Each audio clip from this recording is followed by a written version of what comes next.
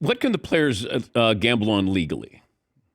So they can bet on any other sport, just not professional football, as long as they're not doing it at a team facility or on traveling with the team or with an illegal sports book. So if they use a regulated sports book and they want to bet on the NBA, that's fine.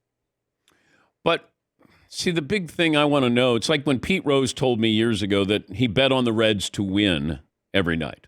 Well, he could still manipulate the lineup. Doesn't make sense that he bet on them if he was trying to make money. But if Isaiah Rodgers bet against the Colts, even if it's $50 or $100, is that a lifetime ban? You would think so. Anytime a player has stepped out of line like that, it is be a significant penalty. So far, the ones that have been caught to that have bet on the NFL, it's been at least a year suspension before they are allowed to apply for reinstatement. So we'll have to see what the NFL does with this one. You mentioned Pete Rose and betting. A lot of people say, well, if they're betting on their team, why does it matter? Well, were they betting the same amount every time? Did they bet a little less on this game so they didn't try maybe as hard? It's just a can of worms that I don't think the NFL wants to open up at all. If you're involved in the NFL, you can't bet on the NFL. It's pretty much that simple.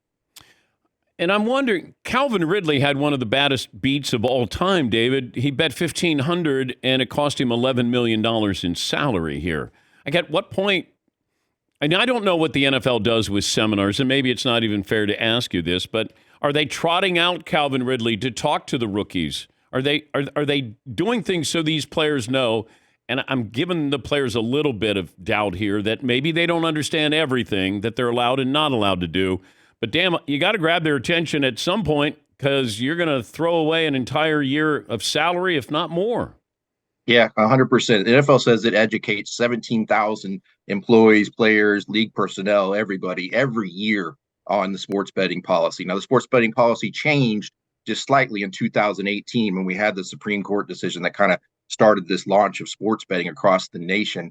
They did switch their policy to allow players to bet on other sports. They did add in that nuance, though, that, hey, you can't bet on team facilities at team facilities. So there are some nuance, and I can definitely understand how maybe a player slips by. If I was to be tested on all of ESPN's internal policies, I probably would mess something up as well.